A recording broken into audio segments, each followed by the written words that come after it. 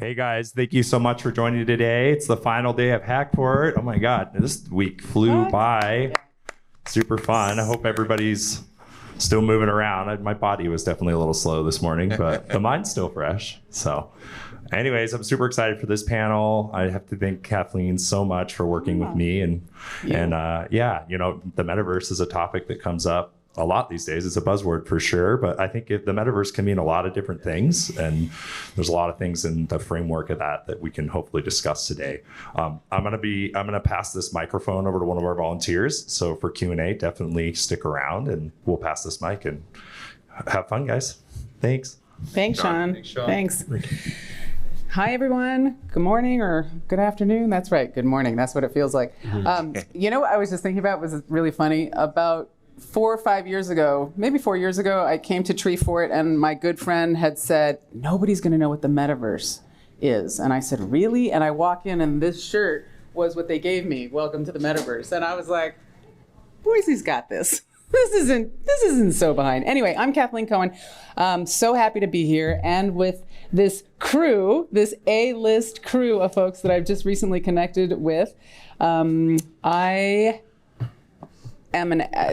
often referred to as a tech humanist and a part futurist, but I've been in XR for maybe the last 7 years and media and entertainment for the last 25 years. And I started as an animator, and I've worked in DreamWorks Interactive, IBM Innovation, and Disney, and then went to start my own consultancy called The Collaboratorium, and I focus on XR research, I focus on client projects, and public engagement. So with that, this topic about dropping into the metaverse is a unique perspective from healthcare, from education, from Ken, you can speak on your behalf as far as advertising, exactly, and also AJ, you too. So why don't you guys first go down the list and introduce yourselves, and I think all your mics are working. Yeah. Test. Yep. Testing as well. Okay. Check. Hi everyone. I'm Julio Gonzalez. I've been working for the past few years as an educator for the University of Idaho, teaching the theory and application of extended reality technology. And I am also a virtual designer. I collaborate with many organizations to develop different types of solutions using VR and AR and MR. I'm just here today as kind of share my experience in my field of study. A neurodiversity advocate, certainly first working with the Autism Mixed Reality Institute. Both TM and Brendan Smythe, who are here today in other rooms, are also affiliated with. So thank you for having me. Yeah, Julio is actually building the metaverse. We're just playing in it right now. Hi guys, my name is Ken Brook. I founded a company called MetaX in 2017, and we built a set of tools that were open source for advertising. So we built AdChain on top of the Ethereum mainnet, and our goal was to provide the entire digital marketing and advertising industry with a peer-to-peer ad economy, like a whole ecosystem of peer-to-peer tools just to make digital advertising more efficient. And so right now we're exploring how to essentially bring AdChain into the metaverse in the most meaningful way to help content creators and brands interact with each other. Love that. Hello, everyone. My name is AJ Rodriguez. I'm a program director at a New Direction clinic in Flagstaff, Arizona. I'm an entrepreneur, and I'm currently working on an app in Austin, Texas for a company called Hotspot. And we're looking to integrate our alcohol delivery app with the metaverse so that when you're from home, you're able to actually walk in a liquor store without leaving your home. So as that develops, you'll be able to see us going forward. Good afternoon, everyone. My name is Anson Moyce. I'm an anesthesiologist and pain management specialist in New York and northern New Jersey. I work with AJ also in Flagstaff. I'm licensed in multiple states and contribute much to my patient population using telemedicine and telehealth and using different programs and different platforms to try to improve access to the community. Thanks, you guys. I want to kind of poll the audience first, just a show of hands. Who feels that they're a metaverse expert? I know, everyone's too humble. Who knows about the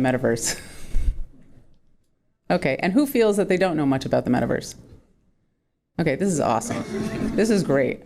Wait, who over here? Wait a minute. I still consider myself a novice. So. Oh, man. Anyway, okay. Well, Julio and I gave a talk yesterday on Metaverse 101. And for folks, and I really appreciate, you being in, we have an audience member who yesterday I had said, do you know about the Metaverse? I don't know much. And at the end, you said, I totally understand the Metaverse now, which was great.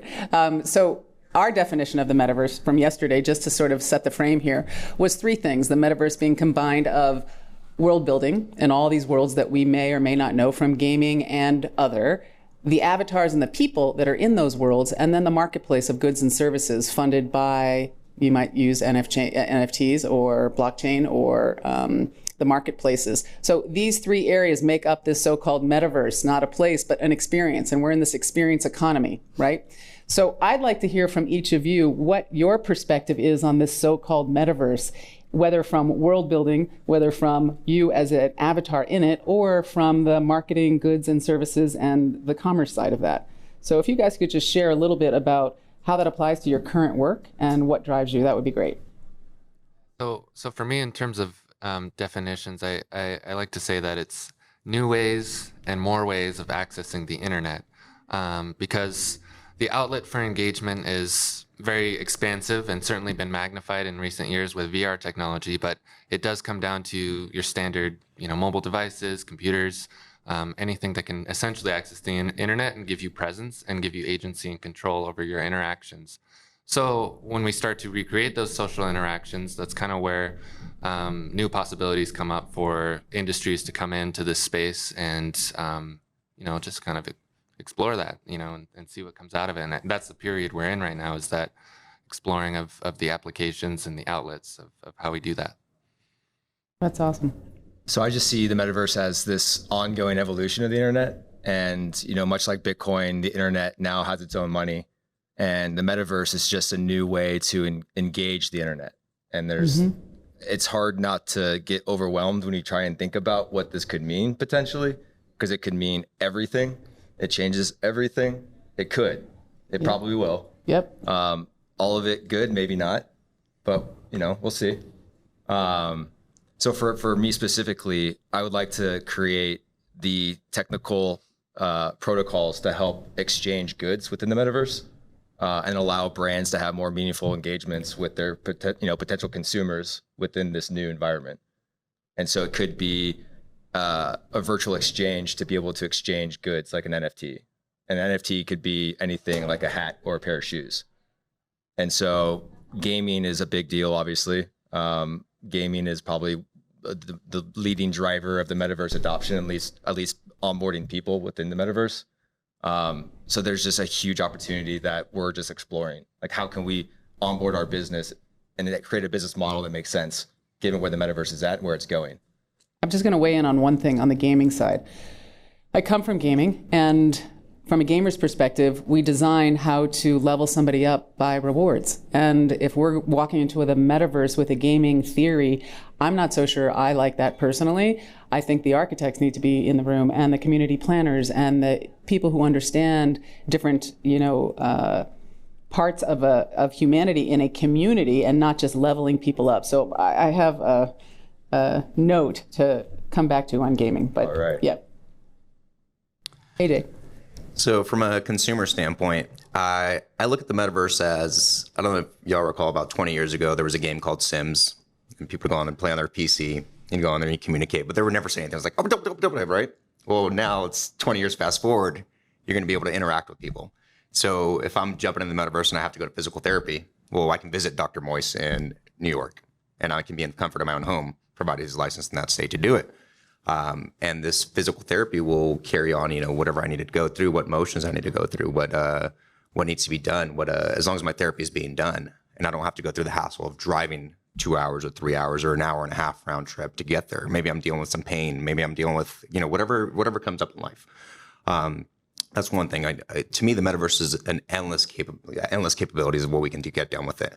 On the other spectrum, as a retailer and a wholesaler for alcohol distribution in Texas, it would be, you walk into a store and you have the experience of picking out a bottle of wine and knowing, hey, what region does this come from? Where does this come? Before I actually go and just set up a Drizzly app and order something, I'm able to actually examine the bottle of wine, what regions it's coming from, and it's going to be more exclusive than what I feel is not so much currently and now as our apps are contained. But next 3, 5, 10 years, I mean, it's going to be amazing going forward. So. For sure. Anson. Yeah, just to go to add on to just from the telemedicine perspective, my own practice, I'm able to see patients in the various states that I practice in, but now maybe put on a pair of goggles and have an entire office visit where I can actually be an avatar and see and examine the experience of an avatar. I just see the field of telemedicine really expanding. I'll be in New York or in Hong Kong and be able to examine a patient here and have an office filled with avatars from Boise, California, New York, New Jersey. It really it's going to change and evolve the way telehealth is being done in the next 5, 10, 20 years. So what do you think if my avatar needs an anesthesiologist? Is my avatar going to need that, or am I going to need that? Well, anesthesiology that's a challenge because that's intraoperative management. So it'll be hard to have a augmented or a virtual reality when you have to, actually put something down someone's throat to help them breathe. So anesthesiology, I see that as a challenge, but in the world of pain management, orthopedic medicine, physical medicine, family practice especially, those medical fields, I can see benefiting from it. Surgery can possibly benefit also from augmented reality or virtual reality because we have robotic surgeries that are being done now with surgeons in the other room while they're actually there are machines and different apparatuses that are actually doing the technical elements of the procedure. Right now, the surgeon's in the other room, but who's to say the greatest urologic surgeon is in another country and is able to do that same surgery if the technology is capable and the signal strong enough for them, instead of having to be in the room, can be somewhere else. So there I can see the benefits. Anesthesiology, it's us and the patient, and there's I would need to figure out how that would work. Yeah. Perhaps in an augmented reality where you can have access to knowledge of medications that we might not be aware of, and you can look things up almost instantaneously. We have that with Google to some extent, but to now, because I was thinking about, as AJ was talking about the wine and the consumer, you can now, you pick up that bottle of wine and then you can actually see the region of where that wine is created. On my end, you see the medication, and you can have a more in-depth look of how it's produced instantaneously. Yeah. So I could maybe from Well, I like what all four of you represent. So you're the person, AJ, you're the built environment. Ken, you're the pipeline, the platform, and how we actually build the economy. And Julio, you're the education part of all of this. So you guys really represent a full experience in the next 5 years or so. But when I think about the digital twin of us, do I want to be my actual identity as an avatar? Or do I want to be a fantasy? And which one's showing up into the doctor's office? And what platform am I using? It depends on where you're going and what you're doing. You might need to represent your physical self in the virtual world if it's a professional meeting. If you're working. No. No? Absolutely you want to be not. I want to show up in my best Burning Man costume. You want to be a dragon or something? Yeah. That's fair. Take me seriously. I guess my avatar is going to my brother's wedding because I can't make it. Not me. I love that. I love that company culture. Well, everyone's microdosing, so sure, without a doubt. So one thing for the audience, for folks that don't really have an awareness on the metaverse, we talked about this yesterday. So you hear the word XR, extended reality, a lot. And if I'm repeating myself from yesterday, sorry. But extended reality is the umbrella of virtual reality, augmented reality, and mixed reality. So in virtual reality, you're wearing goggles, you don't see the outside world. And there's a use case why you might want that. Nowadays, you can double tap on your head-mounted display and you can see what's called pass-through to the real world, what looks like night vision, while you're having a gaming experience. So that really becomes a little bit of mixed reality. But augmented reality was you just put on glasses. You can see the real world. And maybe there's data that's laid over. So I'm looking at a rock, and now I can see all the geological information about that rock just by wearing a pair of glasses in the real world. In mixed reality, you could walk around that rock, you could lift up that rock, you could have other people in that room looking at that rock. That's when we talk about, industrialization, manufacturing, looking at, building together, collaborative engineering, all of that. So the use cases for operational health data in your business versus just, media and entertainment and play, it runs the gamut right now. So I sit on the board of a company called HoloRide. HoloRide is a spin out from Audi Innovation. And what HoloRide's promise is, with autonomous vehicles in the next, near future, having new passenger entertainment in the backseat of your car. So anything that's happening in the real world with open map data and car data is happening in experience. So if you're speeding up, slowing down, turning left, turning right, it's happening in the experience. So for developers who might be looking for content for their kids to travel across the United States and there's historical content to learn, kids aren't saying, are we there yet? They're like, forget Mom, Dad, we're right here having a good time. But think of these developers that are really doing cool stuff with what's possible in your car. So just in that idea, maybe you guys can talk about, from your perspectives, where we're going in. And I'll add for Anson, which I didn't share with you, from Anthem AI's team, they're looking at transitional care. How do you go from a patient at home who might have agoraphobia, who can't get to services? How do you get them maybe in a car, in gear, and do a transition for them? So, of course, we're looking at that model too, on HoloRide's SDK and other developers. But I'd love for you guys to weigh in on like this sort of flattening of in real life, in digital, and this new, in-world experience. Yeah, absolutely. I'd love to touch on that. I'm glad that you brought up the kind of foundation for extended reality technology. And on that note, spoiler alert, it's in everyone's pockets right now. Yeah. Our mobile phones are certainly a catalyst and bridge into how we access the internet, right? And so, or each other, right, in different ways. Sure, that might materialize in augmented reality, but our locations are certainly trackable through the navigation and geomap of the world that's already established. And so, yeah, because of that, there's certainly really interesting ways that we can share experiences or content amongst each other. And if it is in the education space, just to kind of keep that as my piece of the panel, the classroom I teach, it could have been done on Zoom, but we did it in a 3D kind of interactive multi-user environment called spatial.io. And so we're really kind of exploring the idea that creators can be the consumers of this metaverse or of this new way of interacting. And so what we talked about yesterday was this convergence of whether it be through different platforms and tools or just experiences that you can be a creator just as much as you are a consumer. I mean, that's what we saw with the social media app boom. That was their whole format, was that, we could certainly empower people to tell their story, share whatever information they need to amongst each other, whether it be in healthcare or in any other lens. So I don't know, it's a little 2 cents here. I hope that helps bring some stuff to light. You reminded me of taking cross-country trips with my family in a van where we had a portable tube TV with the VHS player and plugged into the cigarette lighter, and I had to watch The Sound of Music. Okay, but like that was advanced. I thought my parents were the coolest. Game. I thought we had it down, but we've come a long way since then. Now you get into a Tesla, and it's quite amazing.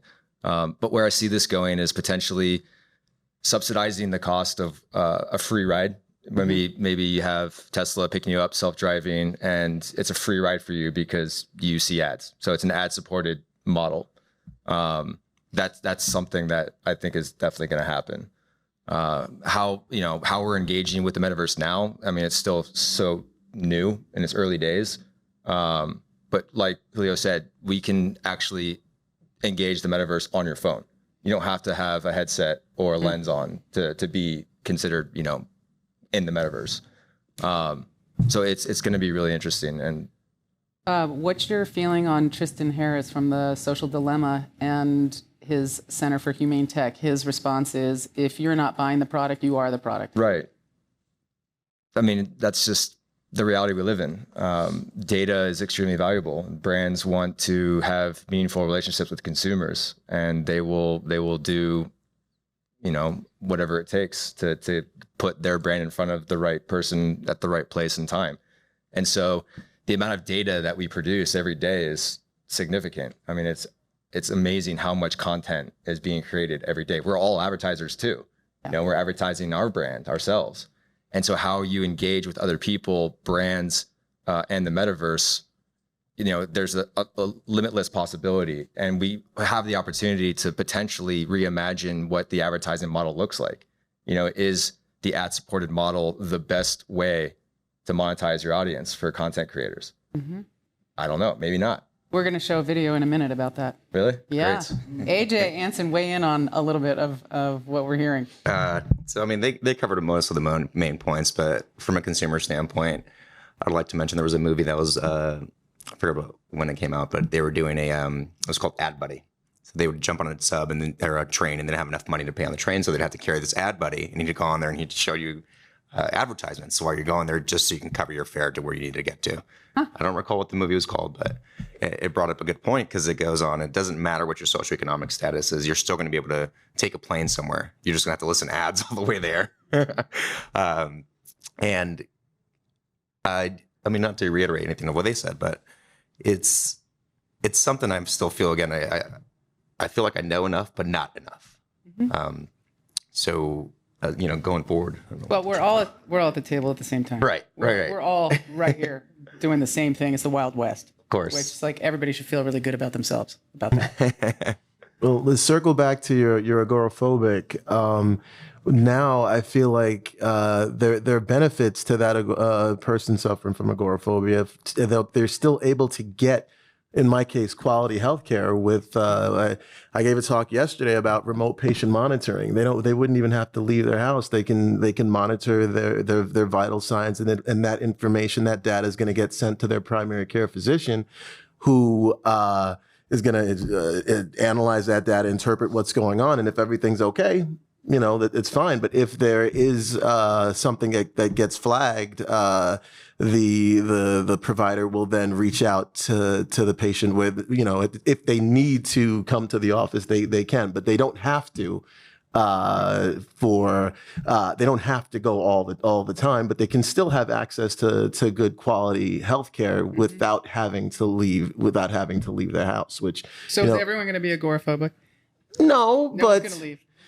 No, but it goes beyond agoraphobia. It goes again. Well, I'm talking about the healthcare space. You have doctors who are in towns where their patients are 150 miles away from them. Mm-hmm. So it's not necessarily agoraphobia that's creating the barrier. It's just that they may not have the means to get out there. So. Having tools that can input data into the metaverse or into the doctor's database, that they can still get quality care and preventative care before anything reaches to the point where their outcomes won't be as great. And just to touch on what Anson's saying, so in most cases now, like if you need specialty care, and let's say you need an ambulatory service, you need two responders are coming in the ambulance or picking you up. This isn't cheap. This is costing maybe $10,000, $15,000. Now, if we have, fast forward 5 years from now, and we have the autonomous vehicles, they can get in the back seat, put on their cuff, check their O2 saturation. So on their way to this service, they're able to monitor all those vitals that would, in some cases now, require 2-3 people being apart, along with the ambulance service. So we're able to minimize the cost of what it would be now versus then. Mm-hmm. Julio, you want to weigh in? Yeah. So, and I love that we're on this note of telehealth, and I think that there's so much growth that we're already seeing and that we've seen for years, and we're going to be certainly keeping our eye on. Ron Oberleitner, you guys got the chance to meet him. So he works with behavioral imaging and primarily help providing the service with medical professionals, communicating with families and individuals who may or may not be on the autism spectrum, and so. Being able to go through that analysis period and have those sessions is huge. So they've been doing it for years, like through video conferencing, but now starting to explore with the level of where technology is headed, whether it's replicating an entire identity or avatar that is fully motion captured or reflective of a person to speak to their how they perceive the world, how they socially interact with people, to help diagnose them with where their needs might be.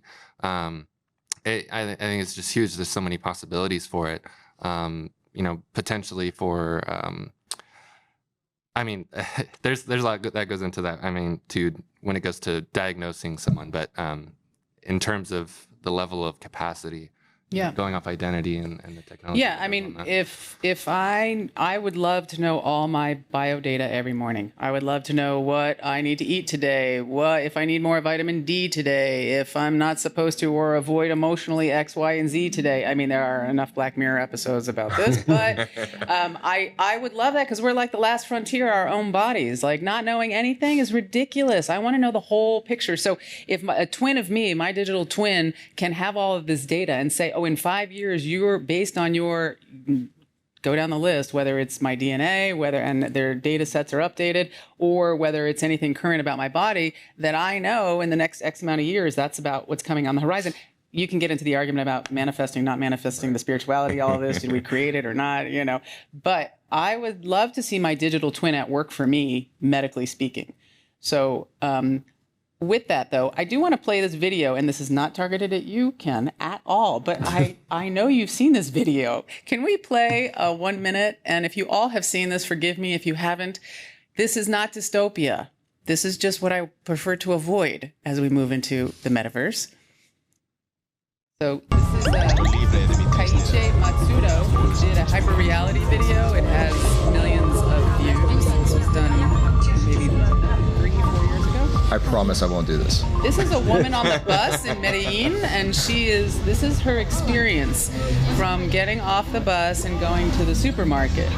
If this is what our metaverse looks like, based on, of course, no one's wearing glasses here because everyone's wearing contact lenses. I'm just kidding. That's where, we're all headed. But if this is what life looks like from gaming engines and world building, please, everybody in this room, stop this right now. This is the point. The next 5 years, I and Julio yesterday reflected Operation Toolbox. This next 5 years, we're at the ground floor to building tools to hopefully not have an experience like this that is so overloaded. And it's so dosed up with not just advertising, but with so much AI. At what point do you say, who am I? Anymore. Yeah. This is like that Black Mirror episode when they're pedaling on the bike. I think it's like season 1, episode 2 or something. This is exactly where. And I'm hoping that your platform, which offers up the right thing, which is preventing this from needing I'm totally now pointing at you, saying I am like 100% Ken saying, please don't recreate this unless you all like this. Maybe, natives and, well, there's a new word now past digital native. It's called digital imaginative. Persistent kids who understand persistent worlds, who are just so beyond the native of the technology and now looking at the world and the environment. So, we can stop that. Thank you. We're seeing some utility taking place here, and certainly on the advertising lens. There's that overload, but we mentioned like with the wine bottle and being able to reference that information. I guess it's just a matter of how much we control that that filter or overload or use of our data. I think is one of those points that I think we find ourselves in. But well, as makers and creators all in this space in the next 5 years, what's your commitment to the social technology part of this? What's your commitment to person-to-person relationships, the ethical framework? Maybe even tied to the 17 UN sustainability goals. Like, how far down the line are you looking aside from it's an opportunity, it's a business? So I'll touch on that. After reading the Bitcoin white paper, the peer-to-peer cash payment system, I read that in 2014. I fell in love with the potential of blockchain, technologies, distributed ledger technology, cryptocurrency, digital assets. And I went so far as to onboard my existing business at the time. I started hashing advertising impressions on the Bitcoin blockchain just to see if it was technically possible. Was it economically, feasible in terms of running a business? No, because there's billions of ad impressions and you can't hash every transaction on using Bitcoin. That would cost so much money. But then Ethereum launched and you can program money. And I remember, I'll never forget it. I had one very talented engineer, Mike Golden. He looked at me and he said, we can now program money. And if we can program money, we can program people. And I was like, oh shit. That was deep, Mike. Yes. But then, yes. I really was thinking hard about that. And I was like, okay, well, if we can program money, we can create new incentive models to, based on a desired behavior. You can start to reshape how people behave in a digital environment. So right now we're being incentivized to engage with the metaverse. It's being built. It's still very new. And we're being incentivized to spend time in this metaverse. And I don't know where it's going, but what I do know is that time is the most valuable currency. And so I just hope that, I know we're not going to look back one day and say, oh, I wish I spent more time in the metaverse. So I guess my commitment is to build new technologies that empower meaningful social engagements while still playing in this new world of the metaverse, but have it be socially responsible in a way that it's not going to be a detriment to society. One thing that Julio and I learned from working on a project together about indigenous science. So the indigenous community's way of looking at time is not like Friday at 5, Kathleen, we'll be there, we'll commit to doing this project together. It's, is this good for our family for 7 generations? And it's an honest, straight up question. And that just like flattens the room. Silence. I don't know. 7 generations forward. Is that my responsibility? I couldn't even count 7 generations backwards and say, how am I riding the coattails of 7 generations backwards? And what's my responsibility in that? So in answer to time, it's a really great perspective from the indigenous science point of view. So I'm just adding that because we're learning that too, that time is a currency, but what really is time if we're in this cyclical and circular way of re-blueprinting humanity? Right. I don't know, Anson and or AJ, if you want to weigh in on that a little bit, but it's more on the social infrastructure and, the values and ethics of all of this. Well, no, it's kind of like what I was asking you regarding the panel that you were on yesterday, where you were calling for humanism in coding. How do you tell a coder who's in their apartment somewhere, who's trying to design something to put out there that someone can consume? How can you now, so that they can earn a living? How can you tell them that now before you can produce this code, you have to refer to an anthropologist, you have to refer to a philosopher, because these are a lot of existential questions that you're asking when all they want to do is have an ad right next to your toilet paper so that they can get a few cents on when that person takes it. It's I mean, again, I'm on the outside looking in right now. So so these questions that are coming up, I don't even know the answer to. Well, I'm going to weigh in just for a second on that. 7 years ago, I was saying to every coder who's sitting in an office, you have to be sitting next to a sociologist, a cultural anthropologist, a behavioral psychologist, so you can understand why your like button has a whole generation of kids, turning to suicide.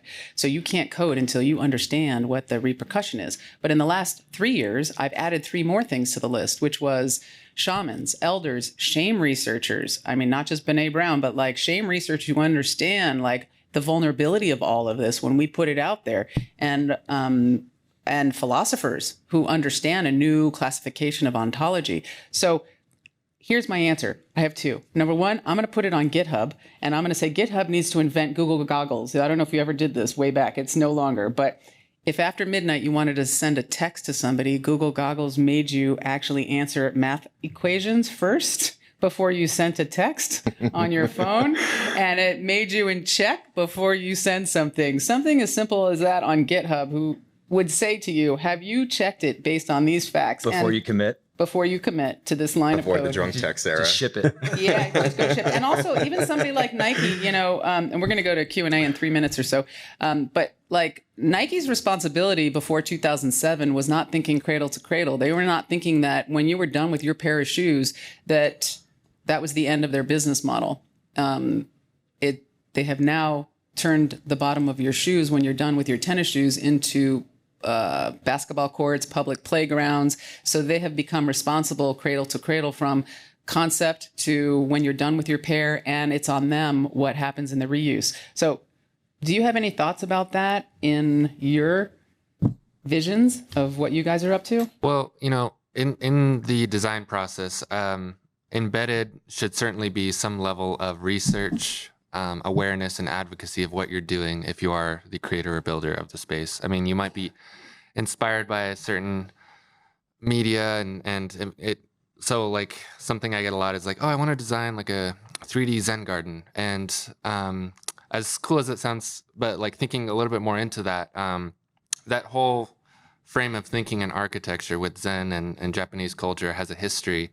And it did kind of remind me of when John Waterhouse, our colleague with, when we were doing that study with indigenous science, reminded us about seeing objects through time, the past, present, and future of something. So a tree as its roots and where it came from and the structure it holds. Presently, it provides shade, it provides an ecosystem, and the future of the tree is the opportunity for growth through its seeding process. And so, if we put that lens on potentially, with people in, with telehealth or behavioral health, or even with how we design a platform to engage with people, I think we should probably be respectful of their past, present, and their future.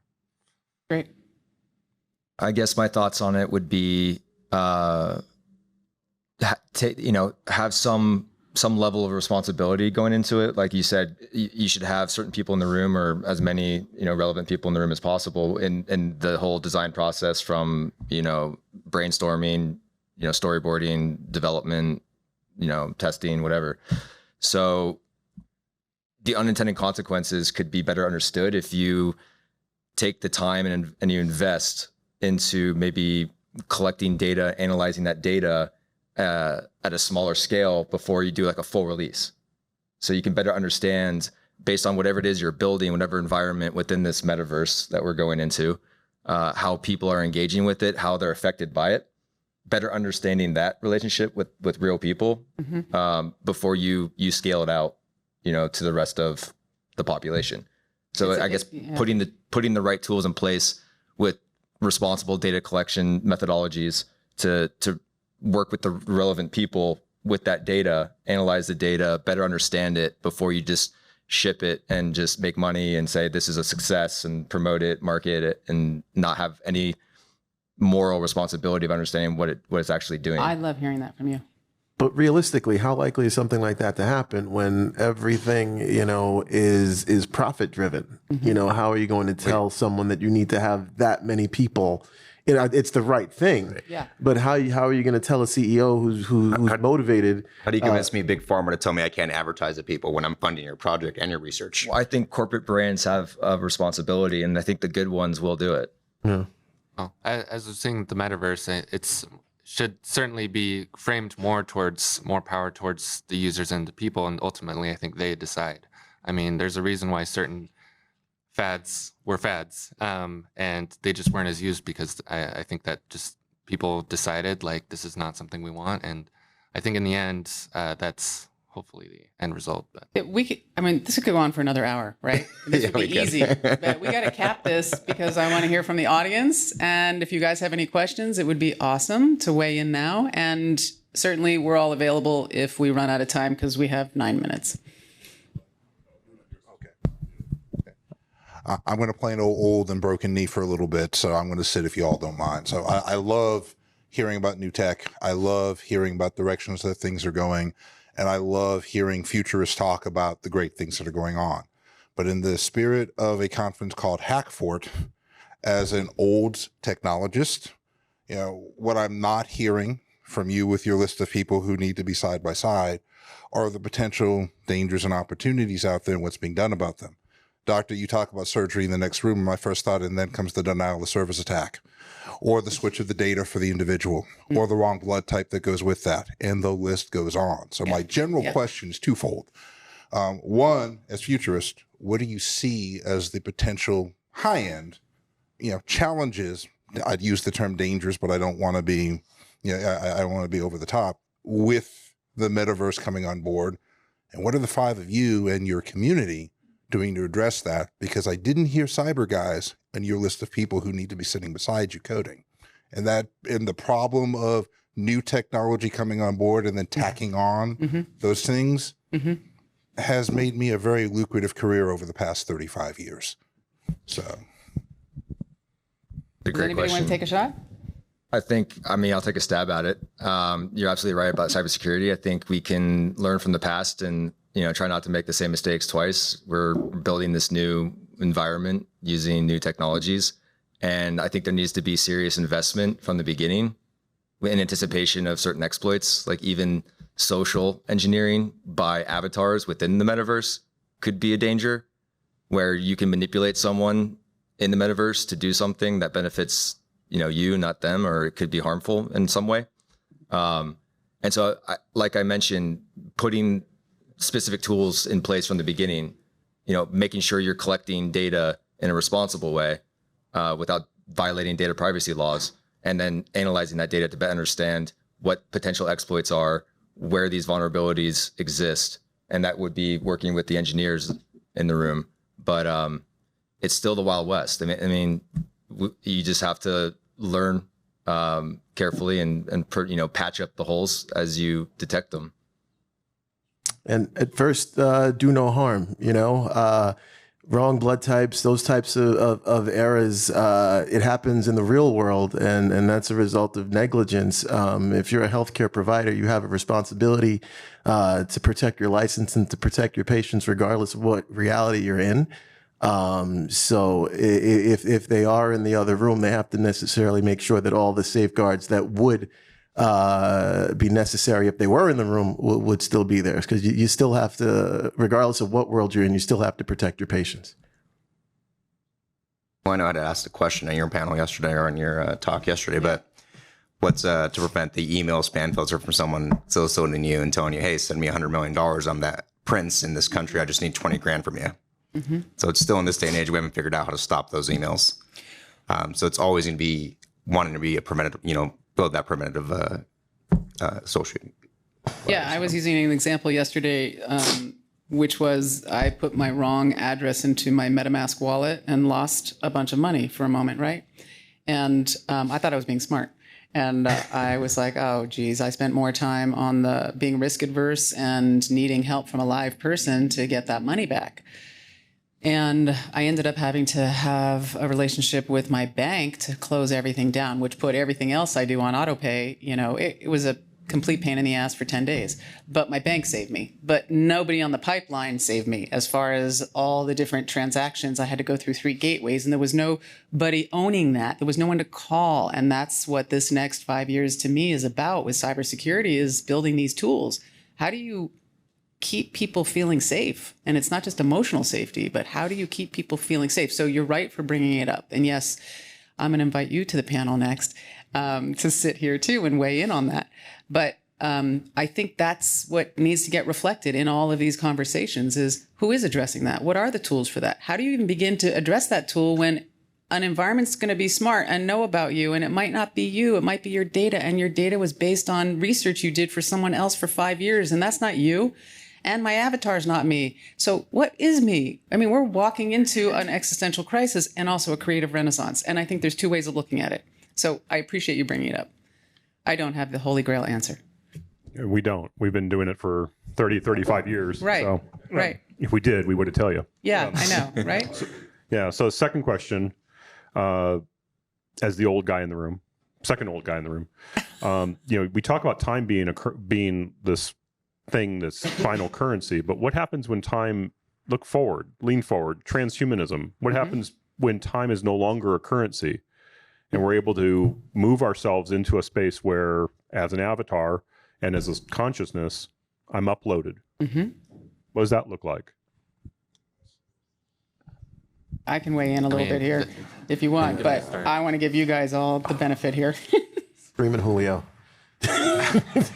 Well, yeah, it's certainly looking at it in that futurist lens, there's certainly a lot of pictures we can paint on that. I mean, if we thought about Snow Crash by Neil Stephenson out of 1992, painted this picture of a society that was so real, and a virtual society that was civilization that was so realistic and undistinguishable from reality that it certainly brought up a lot of that conflict with like the specific examples of where our presence of time starts to get a little bit warped. I mean, if we're just in the lens of space travel, I mean, there's a whole movement in that industry with stop sending people to space. I mean, it's send robots to space, and we can emulate all of the interactions that are needed in space from Earth because of telepresence. And so that being said, yeah, space and time, right? There's a difference there with how much distance we're traveling and how much we're accomplishing within a time frame. So that would be I think, you know, looking into the future, the notion of time might actually change. Like, we might redefine time. It might take on a whole different meaning in the future. I had a little bit of experience with that, and it was a really kind of mind-blowing experience when we would push code live on the Ethereum mainnet. You would push the code out, and it would be essentially locked into a block that's being mined by global miners, right? That's how blockchains work. And you set an exact time, canonical time, to push this code live, but it would never be exactly when it was supposed to go live, because the algorithms that power the proof of work protocol change. It like bends time because it's set to a certain difficulty, but it's never exact. It's never exactly 10 minutes. And so when you're working by, you know, pushing code out, it was never at that time. And so for me, I was thinking about it, and that made me think about time a little differently when working with this distributed ledger technology, where it's deterministic, right? You can guarantee finality, but you can't guarantee the time of it. And it's no one controls that. And so I was like, whoa, this is a trip. And I never really thought about time, you know, in that way until that happened. So that was a cool experience. Moving forward, I don't know. What's time going to be? I don't know. Do you know? Well, speaking on it, I mean, again, this is all futuristic talk. Me downloading my avatar and then being able to meet my kids, grandkids. And for me to be able to educate them or tell them, hey, this is at this time what I was doing. You know, I used to harvest corn in my backyard, and I had chickens going around, which will probably be obsolete coming in as time goes on.